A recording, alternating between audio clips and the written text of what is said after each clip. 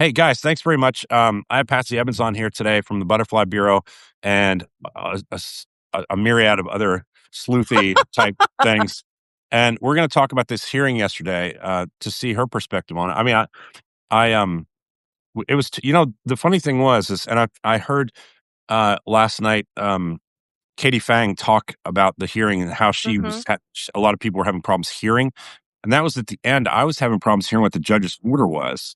Uh, Same. I had to go and, like, reprocess it in my mind and then go back, to my notes because I did, like, a live, on Twitter and, on Blue Sky and on Substack, I did a live play-by-play yeah. as it was going, but the from the very beginning, there were challenges with the hearing, but my understanding is that he ordered the Fang team to, uh, basically write up what's missing. Right, and So and I he gave him 10 days to do that, 10 days, and yes. they'll have it in about 3. If that, probably very, very, very quickly. I did have one thing that I was confused about. Did they get the binder or did the judge get the No, binder? Because the judge got the binder. okay. Because the Heritage Cuck was very excited about his binder that he had for the Yeah. See, judge. I think it seems to me like and that was confusing, yesterday, but it's more clear Mhm. today. I think what It is, happened it is is. he did give the judge a binder, but the binder he gave him wasn't necessarily, um, redactions of what the documents she's asking for. They were what they, essentially described as not samples, representative samples of how they did redactions, representative samples, and that is not compliant with the order. Um, Mm. they basically don't want them to see anything from the stuff she's asked for. No, no. She's asked for. All right, just to be clear, she has asked for documents. First of all, she's asked for the notes for the 302 of the 13-year-old at the time who suggested that or who said that she was raped by Donald Trump. And Mhm, they, of course, had the 302 because of the investigative reporter out in Texas. I think I can't remember his name already. You mhm. know who he is. You were Yeah, all over the stuff. What was his right. name again? Oh, Anyways, a guy who broke the story on it and yeah. forced them to um to add the 302s to the Epstein Transparency Act database. Mhm, And then from that they realized that there were also notes, and then they realized that these notes might be really helpful in understanding what was alleged. And that's when the problem started for Todd Blanche because they will not release those notes. And they mhm. suggested yesterday that there were not notes released for any other 302. And Katie Fang last night said that that's not accurate. That's not accurate. And if that's not accurate, that's trouble for him. I mean, he can always say he didn't know, but Mhm. it's he should be correcting the record for one. Like oftentimes when somebody testifies to something, they correct the record if they know they've said something inaccurate. I Well, can't and imagine this guy being smart I enough to do felt that. like he kept trying to say that they were redundancies That was the or whole or point. Yeah. also that's why they weren't releasing them because they were redundant, and Yeah, so one of her whole, I've got all of them. I've got everything they've ever filed, and I'm sure you do too. But Mhm, one of the arguments she's made just prior to, which was on Tuesday, I think, was, look, um, these what you call redundancies have to be released, and the redactions on redundancies also have to be released. But mhm. she's making that legal argument that, what there's nothing in the law that allows you to you're just making that rule up. It's not in the law that if it's redundant, Absolutely. you can't That you release can it. do that. This is garbage. But the biggest thing for me, Patsy, and I'd be anxious to see your thoughts on it, is when something's redundant, why would you want to not release it? If it's simply redundant, just Exactly. put it out there. Exactly. Exactly. Because the stuff they did release that was not redundant, um, or the stuff that they did release that may have been leading to this redundant document, that stuff presumably is out there anyway, so it doesn't matter. You're not releasing Mhm. it. And their then counter argument is, well, those written documents might contain victims' names, and somebody might make a mistake with those written documents not being able to read them. But Fuck you, man. that's You on know? you. That Yeah. but again, "Oh, because we might make a mistake, we're not gonna follow the law?" Bullshit. Well, I That's mean, not how that goes. the key is just looking for names and going, these are notes. All you have to do is go look for names and And and then figure out if those names in there are victims or not. exactly, Now, exactly. I I I know that there are people that are upset that there was not contempt charges yesterday, but I after reflection and processing, because my brain A was all upset that nothing happened yesterday, but the reality is something very big happened huge, yesterday. huge, huge After he news. Yeah. processed, he told, by the way, the judge is a very good storyteller, and I think he did a really good job holding his shit together, because the literally it was like the Shaggy defense of, it wasn't me and I don't know. It wasn't me. I don't know. Judge was like, get someone on the phone that I couldn't believe he knows. actually said that. It was amazing. I was like, I mean, Holly was in the room with me, and I said, Uh-huh. that is, I just couldn't even know. I didn't know how to respond. I've Uh, never in my life been in court and heard a judge and say, and "Get I'm somebody on like, the is phone." that an and and he kept saying like, "Well, what is it that you're ordering? It's very unclear." And I'm sitting here going, "How do you have a job at the DOJ and not understand how to read a judge's order?" No, he understood how to read the judge's order, and they know what the judge's order is. It's very specific. Everybody It who it can read. really is clear. I'm not a lawyer, but I've read the judge's orders, and they're very clear. And Mhm. so when basically what this kid is doing is he's saying, "Look, we just feel like we need clear orders," and that really pissed him off because Oh, that's that suggesting that his writing was unclear. And so he said, absolutely. that's when he said, Absolutely. that's when he said, you know, I think he's the way he put it was, "What would you like me to write another order that says?" Oh, God, I gotta get my It was notes. really funny. It was along the lines of, that another order that, you know. Yeah. You keep talking real quick. I'm gonna go get my notebook. I left it in the other room Okay, and just brought okay. the file. You keep So going. so the story that the judge told, for those that weren't on the hearing, was wonderful. And what he did was he explained that, like about 2010, there was a senator that was getting charged with something who was up for reelection. And apparently that, the judge thought, oh, this can be a simple case. But he went through and actually gave a very detailed, he's a very good storyteller, detailed about what made this case very unusual.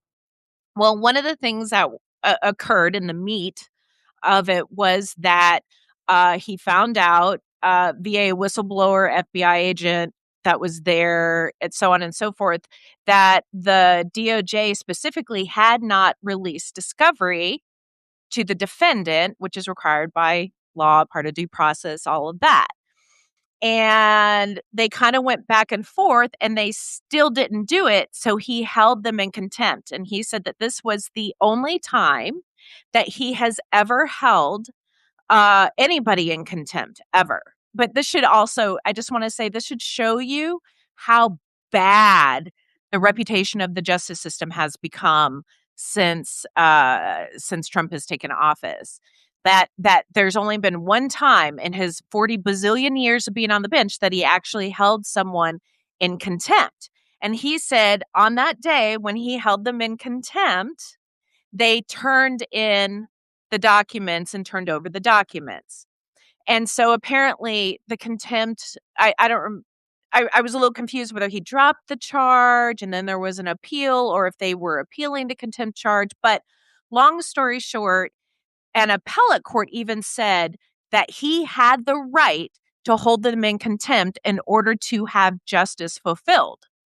And so he said, "Today, nobody's in trouble." He said, "But I want to make abundantly clear, I don't want to have to hold you in contempt." He, not in his words, but he basically said it's a career killer if you're an attorney, especially if you work for Maine Justice and you want to ever become a judge or something along those lines, that you absolutely do not want to have a contempt charge on your record. And so he then put in the order to the Fang team. I need you guys, to kind of write up what's missing, whatnot. How long do you need? Do you need 10 days? And let me tell you, this judge, he tried so hard. He kept saying, do you need more time? Just give me a date, any date. And Heritage Cuck, who is that's my special name for the attorney Block. Yeah, Andrew Block. Andrew Block. I on Epstein Wiki, we did a piece. We did a piece on Substack on him as well. So you all know what we're dealing with is just a Miller worm sucker. And he was just like, I don't know, I'm not the one that can do that. And the judge was like, are you kidding me? Like, you did understand. He said more than one. You do understand. We were here to talk about this today. Yeah, That this is what you're supposed to talk about. I'm going to go back and read some quotes, but the one we talked about before I vanished into thin air, where he was talking about the judge's order, and Block was trying to tell him, we just need a clear order. He said this repeatedly, right? You remember this throughout We the just need entire a thing. cleared order. We don't understand it. And finally, the judge, I think, got fed up. He said, and he did it the thing you guys need to know if you were not listening in, obviously most of you weren't, and it was that the judge, he never lost his temper. And he It was stayed so good. he was very clear, and he said, you know, "Do you want me to issue an order that says I really mean it this time?" Yes, that's what it was, that I really mean it this time. I almost fell out of my chair. Can you imagine? Well, Can you imagine being imagine being a federal prosecutor and having a judge that's been on the bench for 41 and a half years say to you, "Do you really want me to issue an order that says I really mean it this time?" Exactly. Yeah. Yeah. He And had some pretty good zingers like that. and and also the other thing was that Block at one point said, "We just need a clearer order so that we can either check and make sure that, you know, it follows the law, or we can appeal it." Yeah. So So everything it's they very clear what the game is. Yeah, and then at that point, the judge said right after that, the public has the right to know And this what the hell is going on in this case. He literally used those words. he did, and the survivors too. He said the survivors also. That's right. Yeah. He said you must be mindful that this was a court order. Yes. This is a So court order. And then there was an argument at one point where Block did try to say, like, that they had put in a brief that the judge didn't have the jurisdiction or have the right to order certain things. they've been arguing for a long time that the judge doesn't really have any jurisdiction over this case. Mhm. And they're going to argue that on appeal. And I think it's Mhm. preposterous. I mean, when a law is broken, all right, just to be clear for these arguments, how nonsensical they are. Uh, Congress makes a law. Mhm. The president of the United States signed the law. He The did. law, excuse me, let me start over. Congress has a bill. Congress Mhm. passes a bill in both the House and the Senate. Mhm. Then it goes to the Uh, desk of the president, who then ho signs that bill and makes it into law. Hold on. They had, like, a unanimous, like, as close to unanimous as you could get with this law. Amazing for a bunch of people who unanimously signed off on this, close to unanimous, and the president of the United States putting his signature on the top of it as well. Suddenly, Mhm. none of them want to see any of the names in this because they all want to, they want to protect the victims. They say it's preposterous, and so here you have a I guy. think they're identifying victims, sorry to interrupt, but I think they're identifying victims as the perpetrators. No, they are, and that's the thing. Like, and that's where he said, that he thought Katie Fang and the plaintiff, Katie Fang, Mhm. is in a disadvantage in this because when he looks at these files, he doesn't even necessarily, he's not followed this like your team has or like Katie Fang has. He's a judge. He has Mhm. lots of cases. And so Right. when he's looking at it, he goes, "Oh, this person has registered as a victim through through her lawyer or either herself." And so let's just say that's true. Let's say we take the government at its word, which is what Mhm. usually happens in a federal court case. The Right. government has this presumption basically that they're telling the truth. And Mhm. we because of a lot of the ICE situations that they've had where they're arresting people And the without garbage cause. and the garbage DOJ cases all over the place, like the shells That's right. and They no oh longer my, so they they don't have no longer have credibility. that they no longer have that presumption of truth that they once held. And as a result, many judges are saying, I need evidence, which is a big thing that Sullivan said yesterday. You can tell me all day long that um, this is a victim, but I need evidence that this is what this person did. And as Mhm. their lawyer wrote or whatever. But then what he does not know, like many of the people following it, and we hope that he can get to the bottom of this, like a lot of good researchers have, Mhm. which is that many of these people's lawyers want to keep them out of the news. And so they registered as victims once many of them were co-conspirators. And Exactly. he has to work his way through that without Katie Fang's help. So Exactly. what Katie Fang at some point may need to consider doing is saying, Judge, this is given to you. I'm giving you a file of 5 people. I want to be able to give you that file um, sealed so Mhm. that you can look at it. It doesn't become a part of the public record yet. And that sealed file will have 10 names of people who claim to be victims, but we and many of the courts would have found to be co-conspirators. And we know some of that evidence because some of those people were going to be called as witnesses in the original trials. So we know that they're not just victims because they've been named as co-conspirators. So Mhm. the thing is that when it comes to this case, I think he needs a little bit of help to get over that question Mhm. as to whether somebody's a victim or not. But on the case of like, the notes, um, put the notes in. If you think somebody's a victim, you can block out their name. Mhm. We certainly know if you see Donald Trump's name He's in the not a FBI victim. notes, he's not a victim unless he's Mhm. claiming that Jeffrey Epstein raped him. Mhm. Okay. And so far, Mhm. I haven't heard that claim. So I think that there's still going to be stuff that is going to be adjudicated. It's going to be very difficult for him to work his way through. But if he's Mhm. smart, he will. And he might also have some smart law clerks who are looking at Mhm. this evidence with him and saying, sir, this is pretty clear this Well, person was a co did conspirator. did you notice? I'm I got not my sure dog if you barking down the recall parking lot. this. That's good. He's Yeah. making noise. He's doing his job.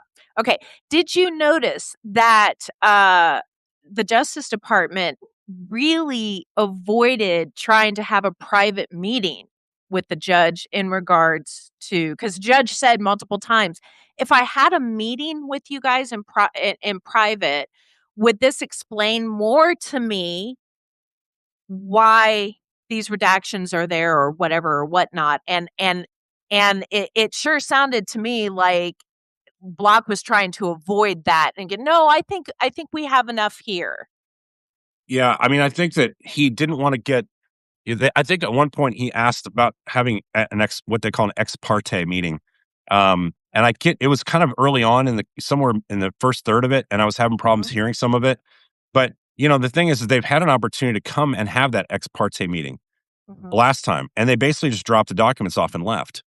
And, um, as far as I understand, that's what happened. They didn't Mhm. have an ex parte meeting. They dropped off what they say was evidence, and the judge came back and said, "Listen, you didn't, you haven't." That's what that other folder was yesterday. That was this whole, Mhm. "Hey, I'm dropping off a folder to you," and the folder were submissions of examples, but not specifically to the documents she requested. So they're trying to keep the documents. She's very slick. She's asked for it's either 8 or 10 files. I keep mixing the number up in my head, but either way, Mhm. whatever numbers she's asking for, they're very specific, and they're the Donald Trump files for the notes. And she's also said like we've caught you in this particular case already putting Jeffrey Epstein's name by redacting it in his email. You've redacted Mhm. his email, and that is Mhm. not permissible. And they're like, Mhm. oh, it must have been a slip up kind of thing. Like it Yeah, wasn't. they're just kind of like, oops, this is a question, Yeah. So she's like, already or caught an them in error. that. Yeah. Yeah. And then And one of the things she's asking for to be revealed is actually something that we have an unredacted copy of. And we which is know that? who it is. That's the one that is about I believe it's the one about the torture tape. Okay, so And that that and you're ahead of me on that by a lot. I mean, yeah, you I got a whole believe that was one of them. But that is by the Sultan over in the UAE that he was so tight with. That yeah. was from him. Okay, so So because this is a good time actually, Patsy, to explain to them a little bit about what resources you guys have at your disposal because I'm a one man band here, and so Butterfly Bureau was just created about a month ago, maybe a month and a half the ago, something like Butterfly Bureau is sort of the podcast part of Epstein Wiki. Epstein Wiki is our main overhead, and it was an archive. It's an archive, and it's kind of evolved into a very large investigative team and archive. So what we're doing is the same plan that Jeffrey Epstein used to clean up his reputation. We are using to get the truth out there. We've got multiple domains. We have lots of writers, data scientists, we have attorneys, we have just your normal everyday everything. We have an Ivy League professor. Like it's an amazing team of people. And what we do is we are investigating and going through the files. And what the Epstein Wiki piece is that it's the archive where we're taking the pieces of evidence and we're explaining them out very clearly, what they are, what they mean, and what they mean to the case. Because really, by just throwing the files out there was the most horrible thing to do, because now people just take bits and pieces and we don't know what's verified and what's not. And so, like, one of the things that we're doing is our data scientists went through to find out all the incorrectly redacted items.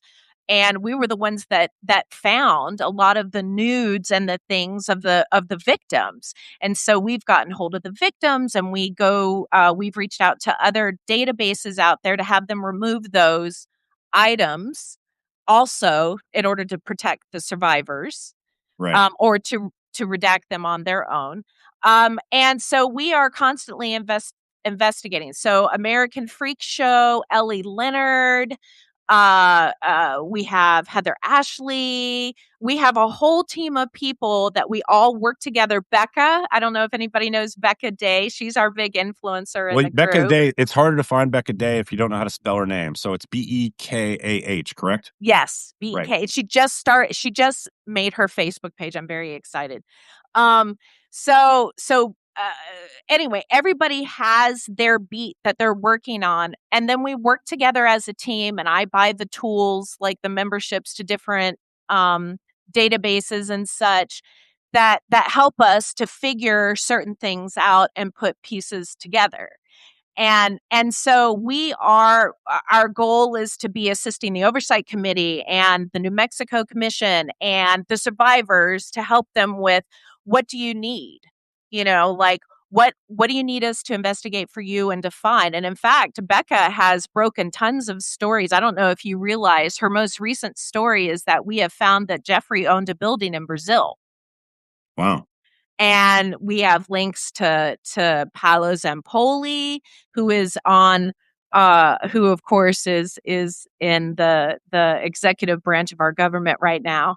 Uh and so that is what we do. We spend it runs 24 hours a day because we have people like Lisa Tate, who's in Australia. She just moved to Bali.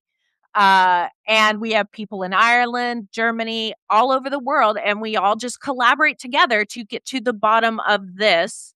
And then they publish their stories on their Substacks and their websites, and then I compile them in the Epstein Wiki, because our goal with the Epstein Wiki is to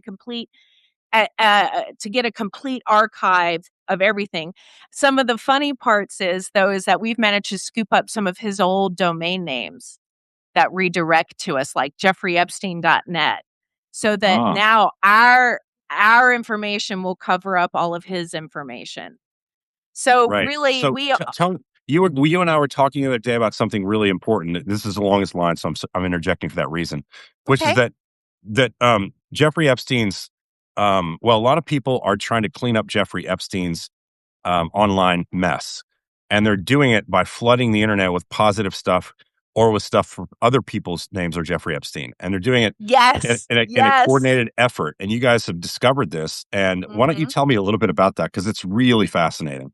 Yeah. So about 2010, after he had his arrest and conviction, he started to hire people, an entire big team of people, everything from hackers to Peggy Siegel, to reputation changers, in order to clean up his reputation online. And so, anybody who's not technical and doesn't know the way that the algorithm works, aside from the things that they do to manipulate because of ad sales and all that, is that the websites that have the most information and the most frequently changed information about a particular topic and the newest information all kind of go to the top. So if you have like 2 or 3 articles about an arrest, but you have 10 domains that talk about your charity and have writers writing on them and so on and so forth, and then you have other people whose name Jeffrey Epstein that get their names boosted for things that will then cover up like a big pile on the internet. You'll end up having the arrest records on page 10 rather than page 1. Or on page 25,000. Absolutely. Yeah. And so there was a coordinated plan. In fact, we have the guide on the Epstein wiki, and we have all of this written up. In fact, it's not completed 100%, but I'm at 15,000 words of analyzing, where we went through and found every domain that was ever used, whether he owned them or someone else did. We have images of what they had put up, and then we also traced and find out who owns them now and what they are now. And we found out all the people that are involved, and some of these people are still in business, and this is what they do. And we even found the people that said, no, if there's a chance you're guilty, we don't want anything to do with this. That's great. So what these enablers. So we dug in and found one of the reasons why, and you can see it, the change in his searching his name from 2010 through 2014 made a tremendous shift, like a drastic shift.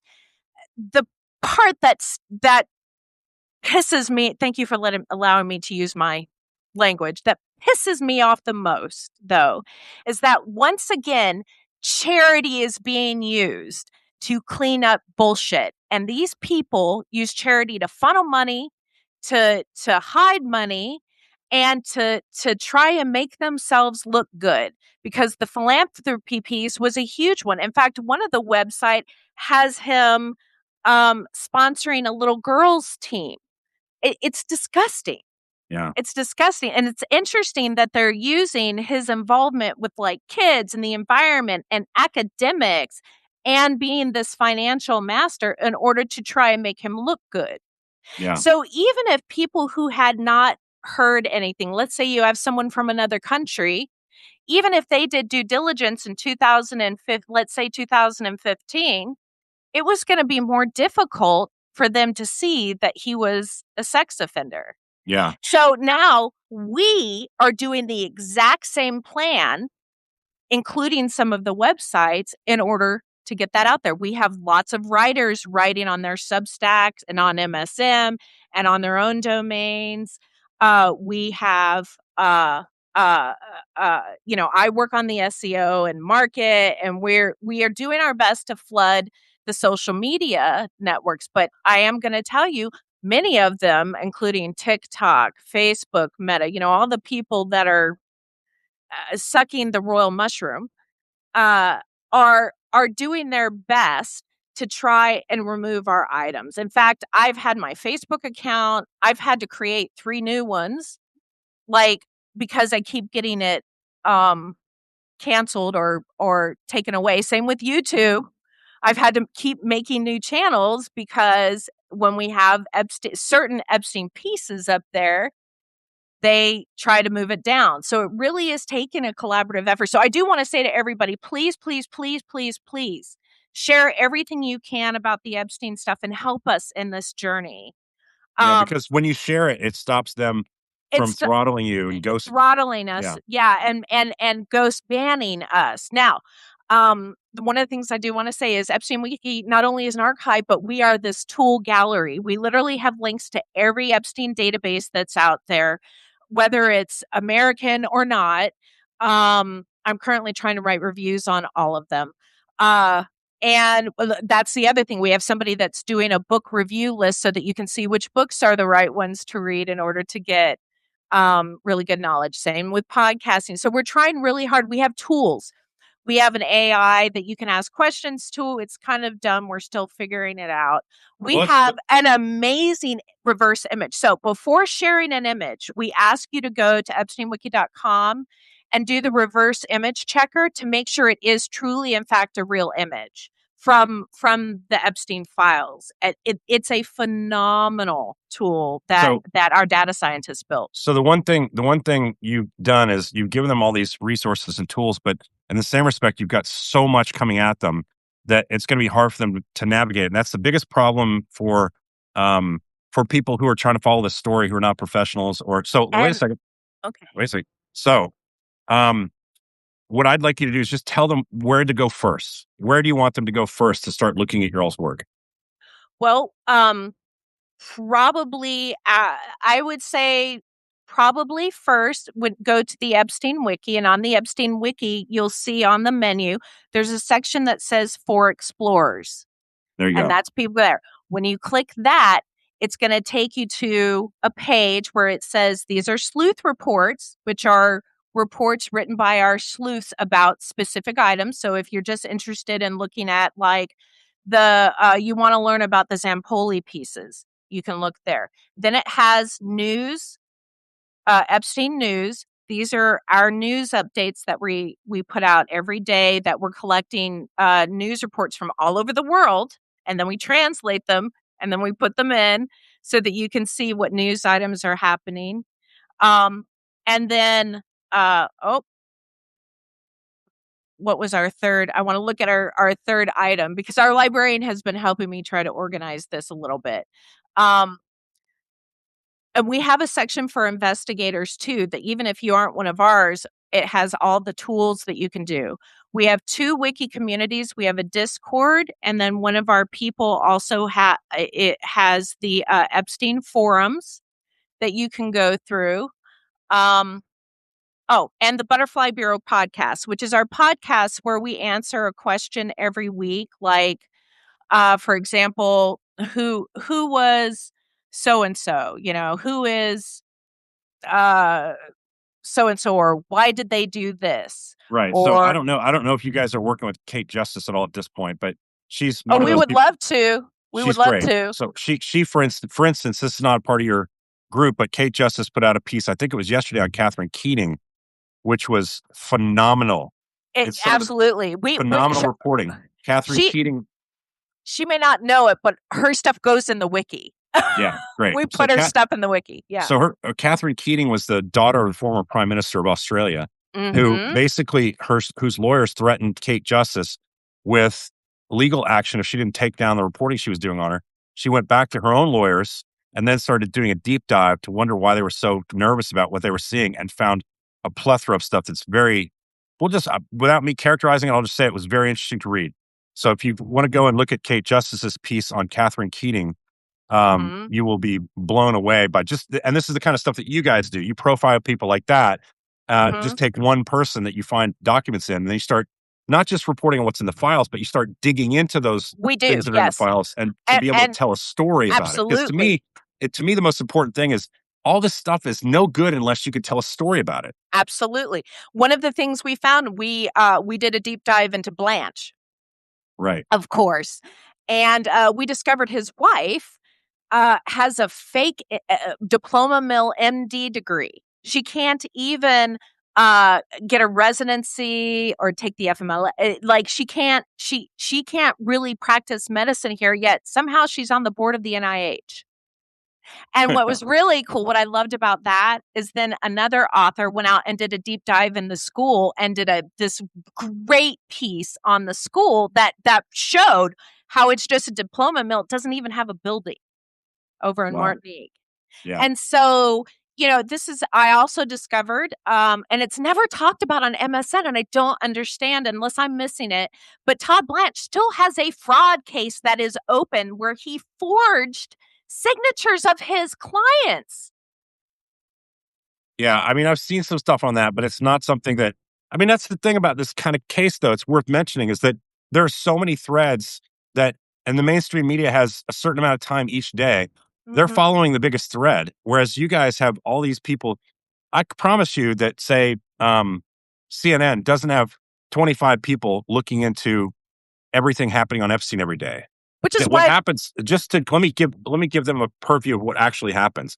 In okay. a newsroom like CNN, you might have a story happening, let's say Todd Blanche is going to testify today, for example, on why the Epstein files are slow coming out or why he's not going to release more. He'll have a congressional Mhm. committee meeting. He'll go. The media will cover that congressional committee meeting. They'll say what he said. They'll say what Jamie Raskin says. They'll say what the chair of the The committee big probably. names. Yeah, it'll be Jim Jordan or something, and then that's it. And it'll be a Mhm. big argument, and then they'll go to a panel on CNN where they discuss whether that's good, bad, ugly, fair, not fair, whether it's going to say something about the president or not, and then that's over. Whereas you Mhm. guys, when this is why independent media is killing these fucking people, is we basically are learning how to work together to get Mhm. to the bottom We're of the. all collaborating to try. In fact, I would love to connect with Katie Fang and the Midas Network and say, "Hey, we would love to be able to provide you with Epstein stuff." Or Yeah. if you want us to investigate something, because we have, and we're all volunteer. This is the other piece I want to say. We are all volunteer run. We are not looking to monetize on any network, and nothing we have will ever be behind a paywall. We really truly believe that the financial piece corrupts. So I took a sabbatical for my practice. I'm only working part time in order to focus on this full time as my kind of public service. I really think this is important, and everybody is putting hours and hours into this because justice is really important, and everybody should be moving to Substack anyway, because it really is the greatest. It's the ground news and Substack are where you're going to get your best, most accurate news. Because what happens is rather than being just the big overview of what the news of what your general main news is, we actually have specialists. The ND News is all specialists, so you've got people that are experts in very particular areas to be able to provide you with like real in-depth coverage of something.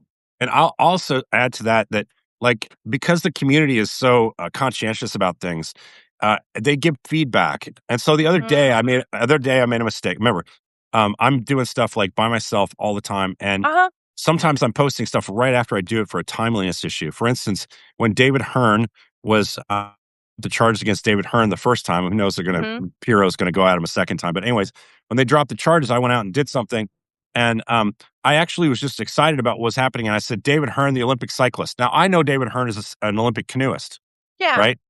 But somebody who's a follower, irreverently went on my thing and said, he's a three-time, Olympic canoeist. Get your facts right. Right. She was right. What she doesn't understand is that I'd had like 5 or 6 broadcasts previous to that where I said he was an Olympic canoeist, right? And I know that.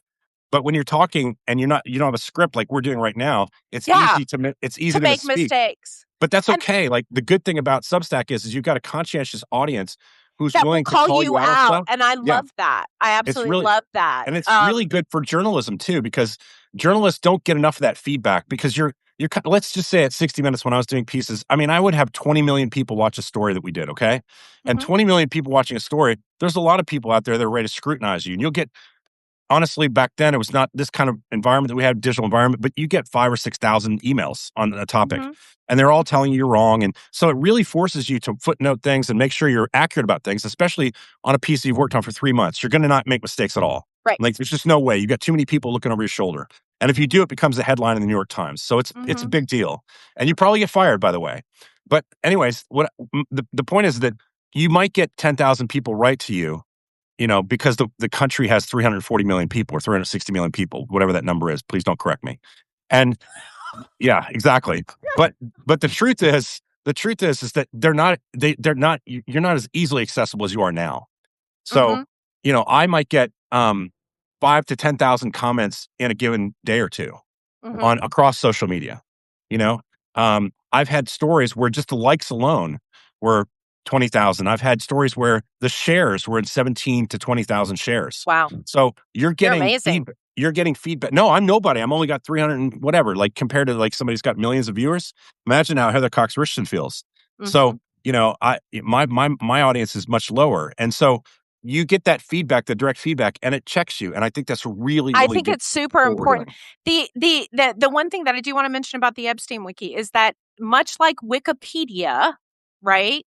Mm. Every document that we write in there is a living document, and we use both AI and human eyes on everything for editing, and we are gonna make mistakes. But what we do is we even have a way for you to contact us and say, "Hey, you made an error here," and we update. And as we get new data, because there's no way any of us have gone through every single document. I mean, like, we find new documents every single day. And we're not just looking at the files. Remember, we're investigating, we're digging, we're using open source tools, we're using our contacts, because some of us have government contacts that go and provide us information and help us to figure things out. So, one of the things that I like is that, like, we are constantly correcting and updating and changing as things happen. Yeah. This is a good example of this. Again, Kate Justice isn't working directly with you guys right now, but I she, love her. yeah, in her piece last night that I read, the Catherine Keating piece, she had talked about how the attorneys did find a mistake in one of her pieces, which was she had the name of a Kuwaiti royal family guy and made some Mhm. assumptions about who he was. And it turns out later that that is a member of the Kuwaiti royal family with the same name, but a different guy. Right, Now, that's like saying, there's a lot of Jeff Newtons. There's actually a Jeff Newton out there who's a journalist. right, And so people confuse me with him sometimes. And right. that's easy That to do. happens. When we were working on this piece on block, there's 2 blocks. That's right. One is the teacher at the University of Virginia. Exactly. So we had to go through and That's why I asked you. That's why I said, "Can you help mhm, me confirm some details?" And just so you guys mhm, know, about 2 hours after I said, "Listen, I need a dossier on Block because I'm running into this little problem," you mhm, guys put one out to me in about an hour with like mhm, tons of information about him that allowed me to mhm. understand him a little bit better. So I was ready for that meeting where and I expected him at that point, especially because I saw the picture of him. I expected him to be exactly what he was in that hearing. He was, and he's a heritage cuck. Yeah, He's a he's heri Oh, so for those that know, he just was, like, yeah. He Miller's was an intern. intern. He was an intern for Mhm, 3 months, but mhm. it's a nice line. Well, He also worked for a Republican, member of Congress, and he from also Michigan. was, part of the Heritage Foundation board. Was he really? I didn't know that. Well, he worked, but part of his who someone that he worked for, that organization is the board. Okay, so there's this one organization that started with a V, and it listed him as a vice president. I didn't know what that was. I didn't have time to look it up. But, there's something there to that if he's a vice president of something that because everything else was a Republican cause. So there's something into Mhm. that we can And look he's at later. donating to Republicans. We traced his donations as well. Ah, yeah, So, yeah, we get pretty we when we deep dive pretty hard. Like, we know who you're donating to, we know where you went to school, we know what your hobbies are. yeah. Like, for example, Block makes a lot of comments on his Instagram about golf, so I'm wondering if he isn't a golf guy. Yeah, which might put him down at some place like Mar-a-Lago some weekend. Mhm. Yeah, he did also work at Stephen Miller's law firm. Ah, that's really interesting. What's the name of that firm? I have to look that back up. I think that is the one that one of your listeners just commented on that. I believe that was the firm, hold on, I'll pull it up, that was part of the heritage, the legal Okay, I'm looking up my piece, Legal Storm. okay. I Yeah, believe see, when that one. and that's the thing, I did a quick dive on him before you guys sent me his dossier. I just looked at his stuff that was available online real quick because I just wanna make sure it was the same Mhm, guy. And I was in his LinkedIn file, which doesn't really tell you anything, but it did give you those things. mhm. But it left off a lot, like the Miller thing I didn't see. And he's probably cleaned up his LinkedIn profiles and all that kind of Oh, stuff. they all ha I some of them are stupid enough not to have, um, but some are. Like, if I had been the wife of Blanche, I never would have put the fake degree out there. I mean, come on. You don't think Yeah. that somebody is gonna notice that? Yeah. Yeah, that's ridiculous. Okay, so back to this hearing, there was another thing that we didn't cover, which is we didn't cover the motion on Katie Fang's part to try to get them to translate the foreign language documents. The And foreign language docs, yes! now Wow! you tell me, Patsy, how quickly when you get a foreign language doc, how quickly you can then translate it.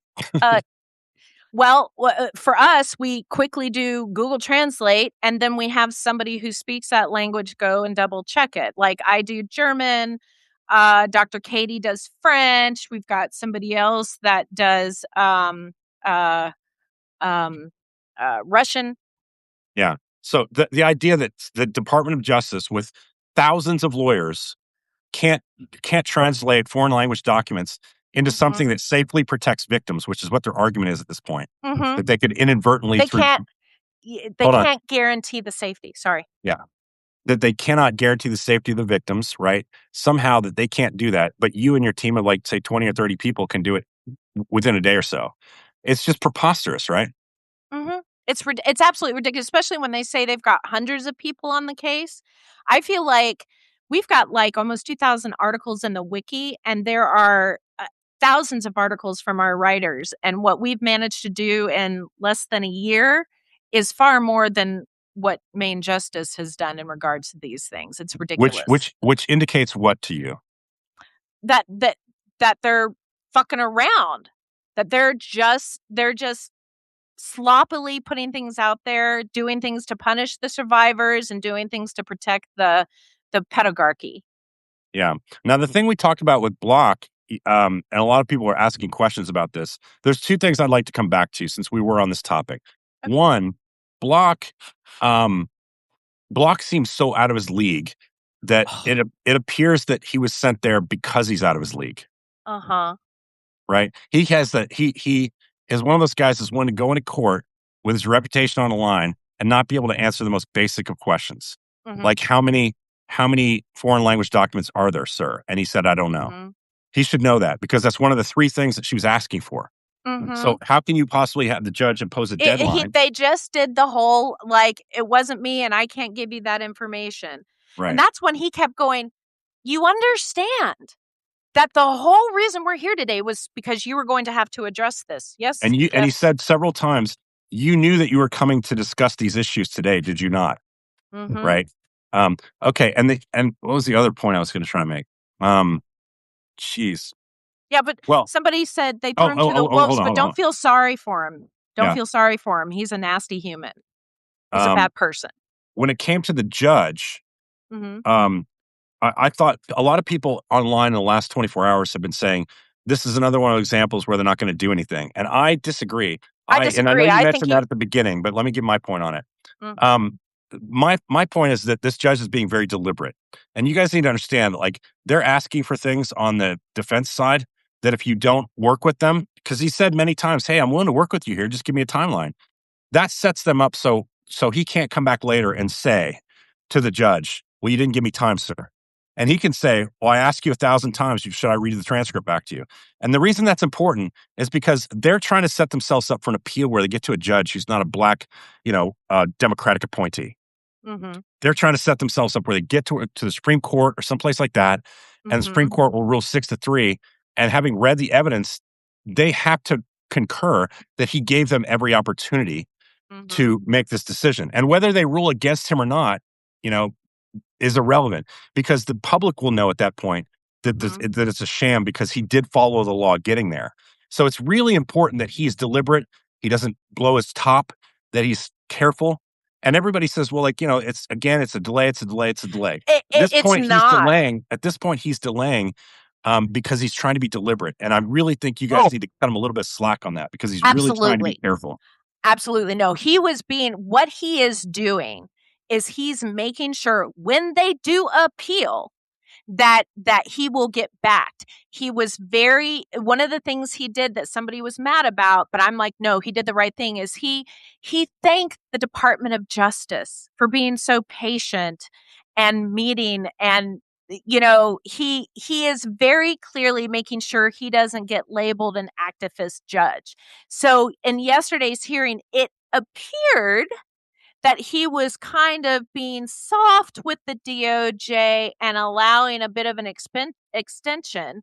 But anybody, like psychologically, he didn't, I love this. He said, I'm not threatening you. I am making a promise. The judge literally said this. I am not threatening you. I am making sure we are all on the same page. Yeah. And he included Katie Fang's team in that discussion He point. did. He Right. did, So, which is and why he said, that was is as 10 it days related. enough? That was what it was related to. It was related to whether you comply with court orders or not, to provide information when requested. And what he gave was an example of the Stevens U.S. versus Stevens case Mhm. from in the '90s, I think it was. Anyways, he made that case to say, look, I'm not in the I don't want to sanction or contempt Anybody. contempt charges on anybody. And they start out by saying, relax, take a deep breath. Nobody's in trouble. I'm just telling Mhm. you that, this is a story I want to tell you. And he walked him through this case where It was he, beautiful. He's a good storyteller. it was about 34 cases where, in that case, they did not provide information provided to the Mhm. um, to the defense, I believe. Yeah, to the Mhm. defense, and they didn't provide it. It was a civil matter. And in the end, he said, "I didn't even know they hadn't provided him at that point. I asked them in the hearing, and that's when I Mhm. found out they had not been provided this information. Like he asked about it, He and he did. said, and it was outrageous. So he held them in contempt for it. And he said, Mhm. I believe." This is really the best part. I believe I'm the only judge in the circuit who's ever held the DOJ in contempt. Mhm. And he just let that sit there for a second. He said, He and I'm did. not, He did. and again, and I'm not trying to threaten you guys. I'm not trying to make you guys feel like you're under any pressure, but everybody should be on the same page here that, if I need to, I will, but I'm And not no one trying else to. ever has either. That's No right. one else ever has, and this should show you how poorly the reputation of the DOJ has become and how it was respected before. Yeah. And he also made the point, Patsy, that, um, you know, in his career, it should be something that's rare, but when it does happen, it has, like you mentioned this, I think, when I walked away, but I want to make this point again that you made so well because I could hear it when I was trying to find my reporter's notebook.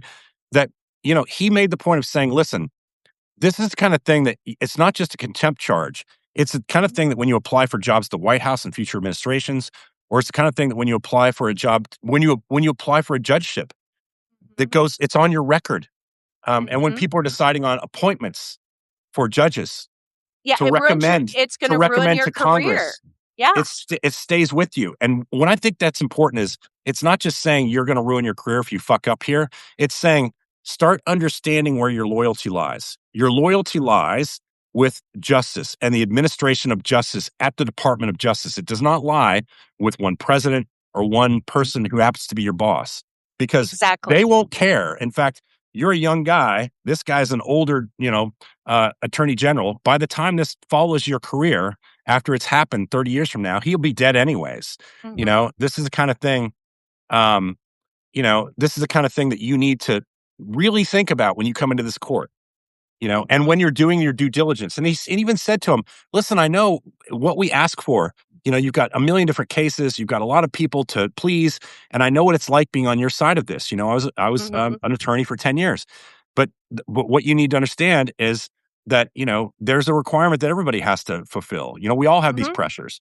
And I Mhm. understand those pressures. So I'm willing to work with you on that stuff. And He the other really thing, was he's like, "Just give me a date. Get whatever timeline. I'll you take must have said anything." that 20 times. He did. He did. He The really the other thing was. that was interesting to me is how little Katie Faye's attorneys had to talk, and Like twice.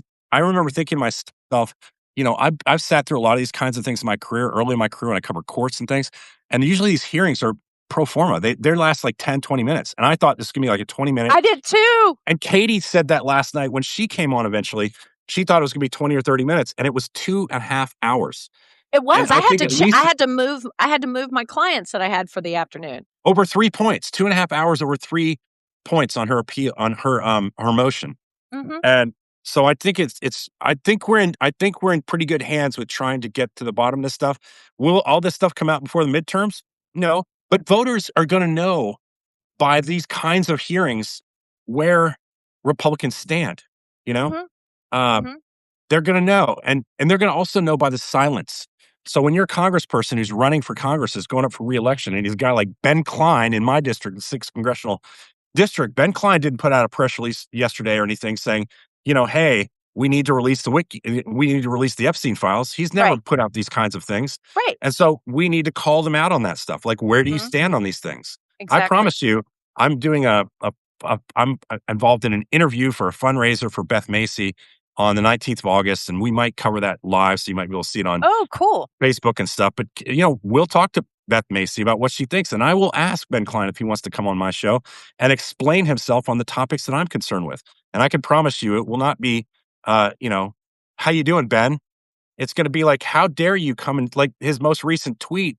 was Republicans tweeted something about the socialism and communism taking over, and he went on and on and on about socialists and how they're going to raise your taxes and everything. And I wrote back to him on his own page, "You have a fucking lot of nerve suggesting that socialists are going to raise your taxes when your Secretary of Defense, which you guys confirmed because you love Pete Hegseth, just asked for a nearly doubling of the defense budget in 1 year." Not Yeah, 4%, not 12%, not even and they're 20%. not even taking care of our troops. They're not even taking care of our troops, and they want $1.5 trillion for defense, and they're at 831 billion right now. So you do the math; it's close to 50. It's close to a, um, almost 100% increase in doubling of the amount of money we're asking for defense. And he's worried the socialists are going to ask for too much money. Give me a break. That's what I said to him. And And and if he was on my podcast, I'd be ripping him for it. and hold on. Trump is running around extorting businesses to give him pieces of their business Yeah. in order to be able to function. That's communism. That's right. And I did a podcast on it a couple days ago. You know, he's basically he's taking $900 million of taxpayer money for this boondoggle reconstruction of the White House. Just taking it, you know? And now he's going to try to put his name again back on the Kennedy Center and take the Kennedy statue out of the Kennedy Center. Like these people, and that doesn't cost money. He's worried about us asking for things like, single payer insurance. Are you fucking kidding? I'd love to have any of these fucking people on my broadcast talking about this stuff. I would be ripping them all the way from beginning to end. Mhm. I'm not one of these people in the White House that when Trump comes back and goes, "Oh, you're fake news," I'd be like, "You're a fucking fake president, bitch. Let me tell you something about, you know, you serve the American people. We don't serve you. I'm not your media. I'm the They should American be public's scared. media. They need to be afraid of us. They We do need to not be need to be afraid of them. they need to be I'll just be careful. They need to be accountable to Mhm. us, the American public. And they're not accountable to anybody. And the media that they put in the White House press corps and Oh, what they've done to the Pentagon press briefings, that is all by design. They have all these sycophants in there. So Caitlin Collins sits in there and feels like she's outnumbered now. And mhm. she is. And She yet does a pretty good job for she what sits there she's able to do. stoically and doesn't Mhm, lose her temper and continues to ask the follow-ups that are important for mainstream people to ask. So, mhm, I do bash a little bit on mainstream media, which I was a member of for decades, because there's not enough Caitlin Collins out there. There's, mhm. Clarissa Ward, who is a friend who reports for CNN International. She was in the occupied territories the other day, asking somebody, asking a settler who was going in and taking, a home of somebody from a Lebanese home, going in there saying, "Why are you here?" And I haven't seen mainstream people running around those very dangerous She areas is for journalists. she is something special, though. Yeah. She is She's been a wow. rock star from the beginning. I've known her Yeah, since, she's amazing. I've yeah. had a terrible crush on her for years.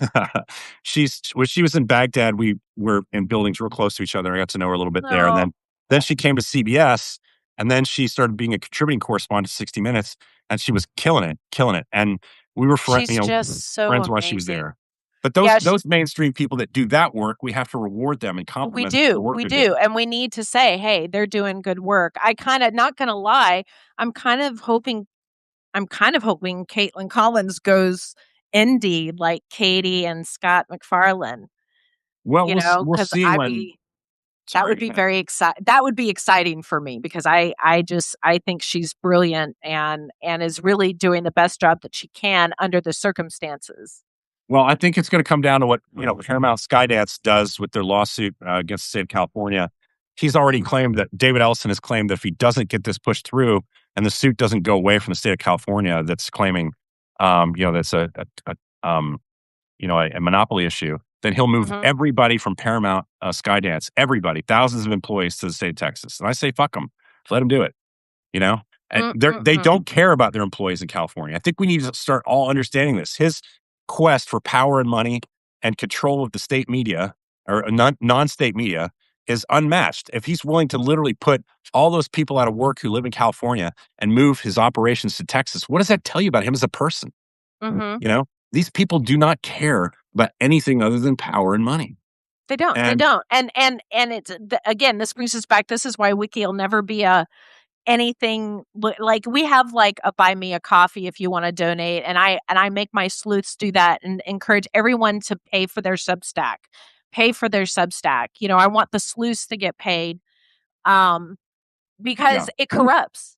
Money corrupts. It just does, and we never want to be afraid Well, to I think to. like obviously I had paid subscribers, so I'm going to push back because I'm corrupted. But I would say, No, no, no. It's different. It's different because you guys need to get paid for your work. You yeah, guys need to get paid for your work. I want all of my sleuth Substacks to be paid. I want your Substack to be paid.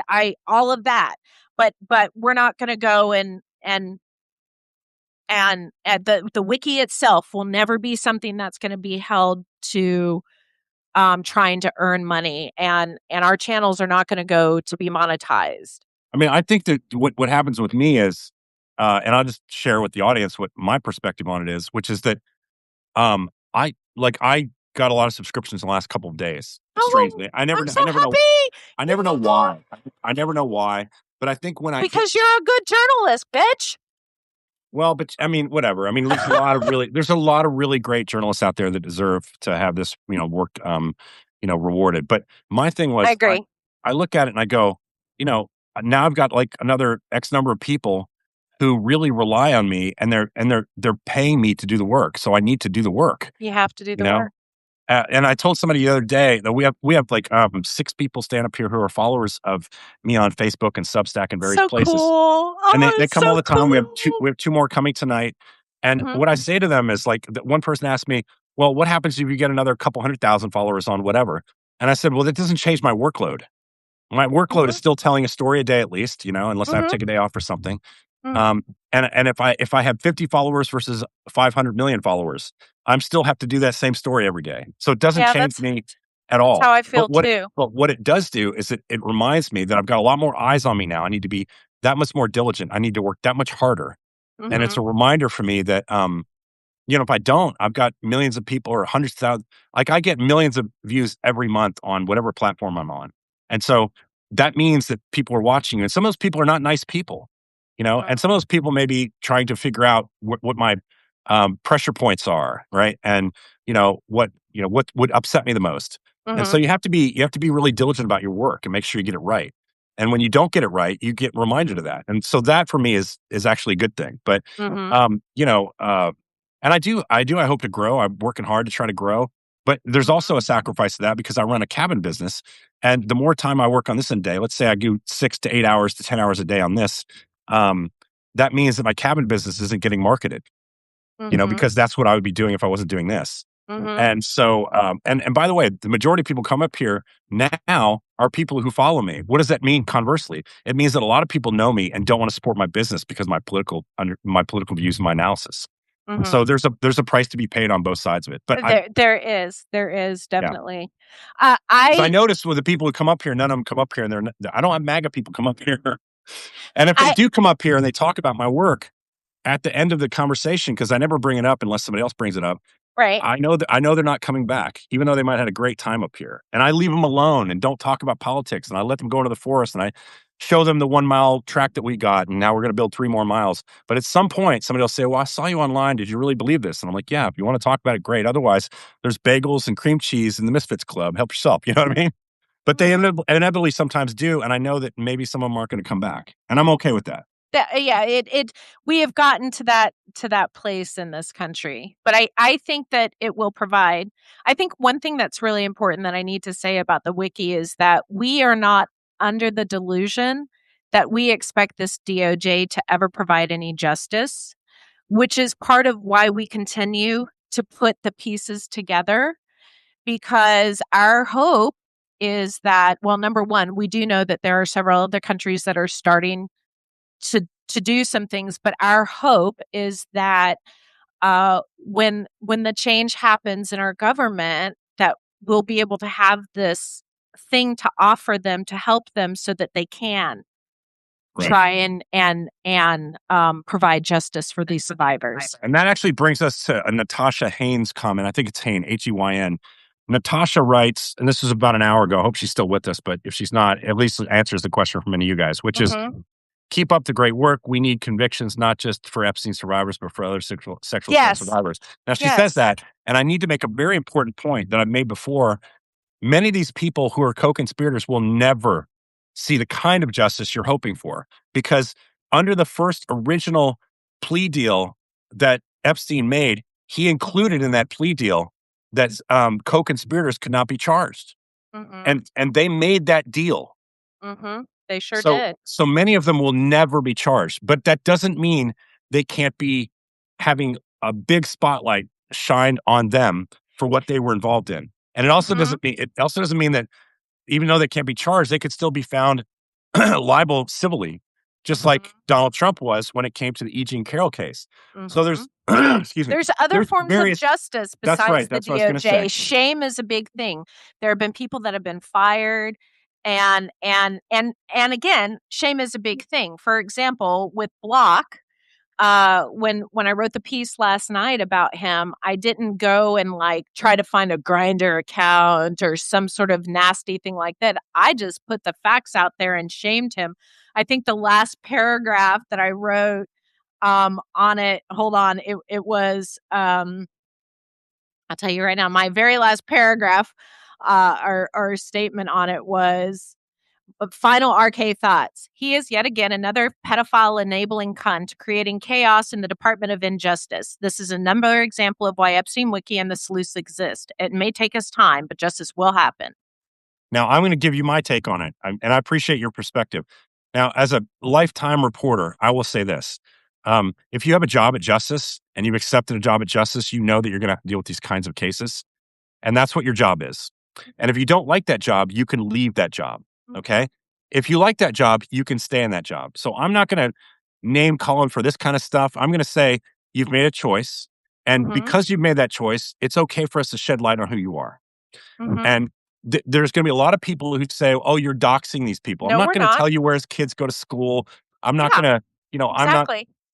I'm not going to tell you, that he had closeted things in high school. I'm just going to say you're in a job, and you're the scrutiny that comes with that of you being what we call in my business a public figure comes with that job, and it's not doxing. It is shedding light. And the funny thing is, people always get in trouble for doxing, but journalists don't dox. We just tell people who people are. And that's Exactly. and so I don't like that term. I hate I that don't. term. I'm not a big fan of it all If you're either.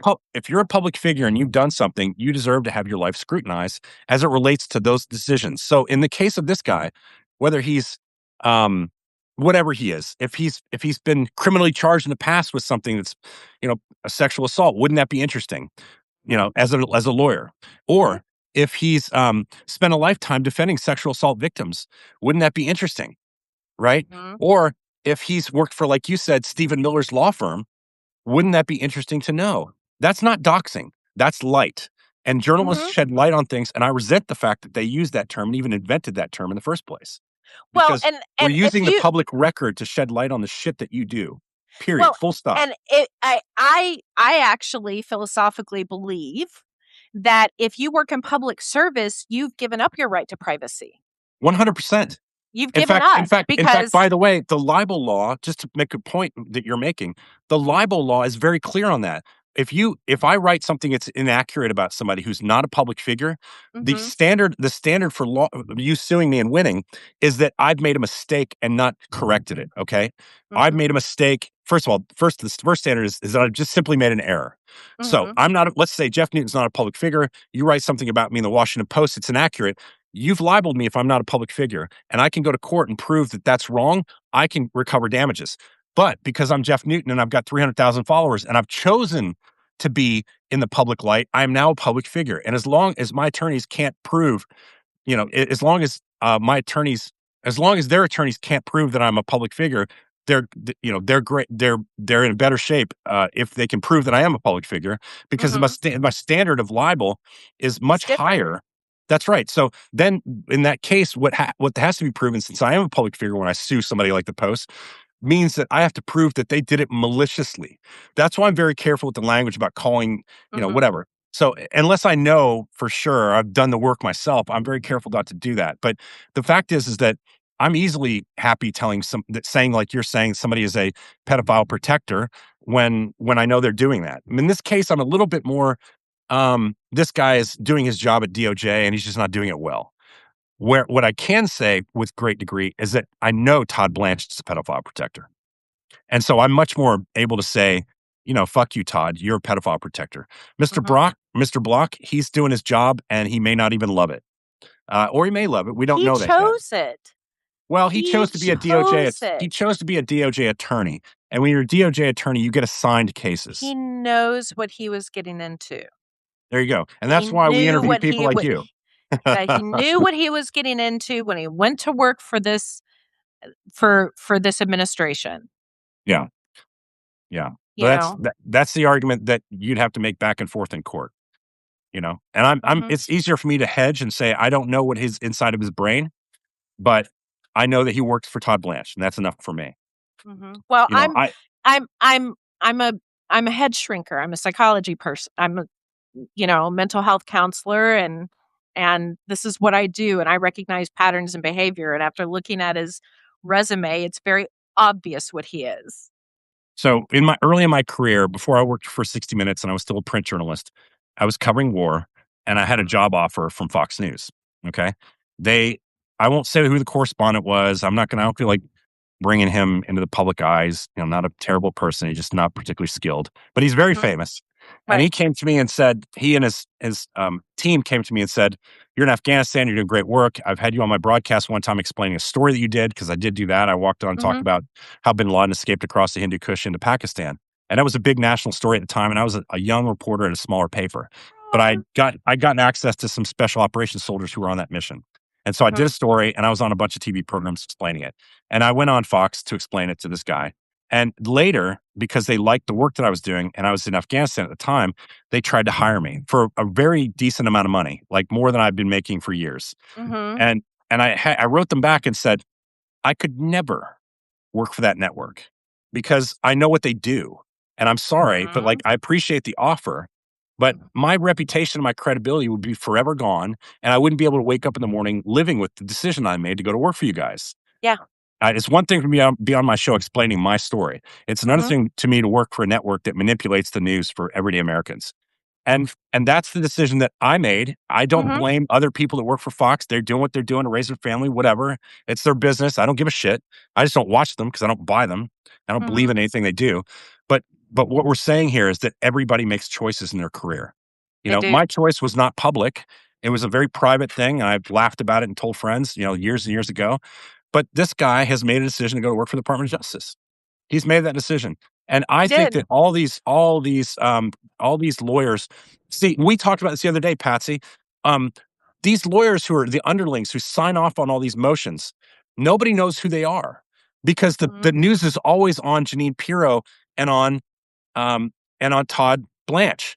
And I really believe now that we need to put a light on the people who are doing the underling work because exactly. those people need to know that they're going to be scrutinized for the decisions they made. When you write a memo to the court, a motion to the court to get rid of something because you think these redactions should be private, even though you know in your heart that these people are not necessarily victims, but they might be co conspirators, then you accept the scrutiny of signing your name to that document.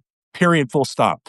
So I'm going to spend more time, and I know you guys are too, Mhm, going at these people and letting them know that we're watching them. Just because mhm, your name is Andrew Block and you think you're just a last signer of a thing and the lawsuit's against Todd Blanche, well, you're representing him. So we are going to look at who you are and what you're doing. Period. mhm.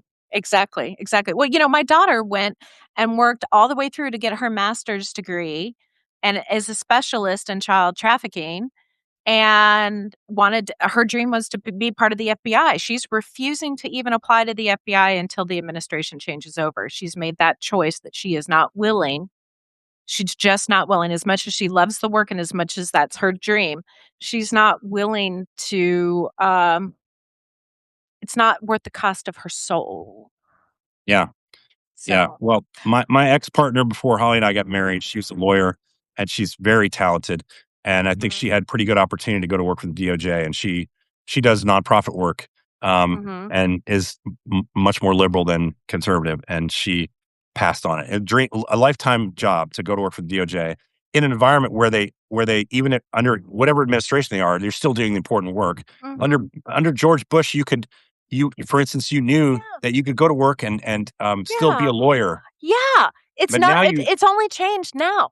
Yeah, you now Under have to be the personal lawyer for the president of the United States, which never has been the case. And so cases that went from one administration to the other, whether they be liberal or Democrat or conservative, those cases would move on if the Mhm. importance of that case, was deemed to be in the public interest. And Right. now those cases just go away. They go away. I have to run. Um, yeah, I was going to say we've done enough today, but Okay. we'll talk soon, okay? I hope And so. thanks for I hope joining. so. I think Thank you right for now having this me. is yeah, I think right now this case is right now this reel is just going across Substack, and we'll release it across our Facebook pages. And I encourage you and everybody on your team to do the same. We will. We will. All right, I'll see you take care. soon. All righty, Thank you. bye bye. Bye. Thanks, guys. If you like what we're doing here, feel free to go to Substack and support the work of people in the Butterfly Bureau. You can look them up. They're on the webpage that they have. Everybody from Rye to Patsy and everybody in between.